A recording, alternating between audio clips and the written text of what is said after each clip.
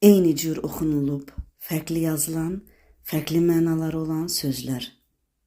Gördüyünüz sözlərin hər biri night kimi oxunur. Night. Amma fərqli mənaları var. Birinci night, yəni K hərfi ilə yazılan night cəngavər deməkdir. İkincisi isə hamımızın bildiyi, daha çox yayılmış, eşitdiyimiz gecə. Amma hər ikisi eyni cür tələffüz olunur. Bəs fərqini necə anlayacağıq? Təbii ki, cümlədəki mənasından, kontekstdən. Məsələn, the knight fought bravely in the battle. Yəni, cəngavər döyüşdə cəsarətlə vuruşdu.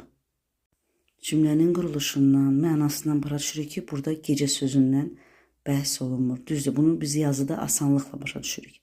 Amma deyiləndə isə mənadan tuturuq. Və ya it's very cold at night. Yəni gecə çox soyuq olur.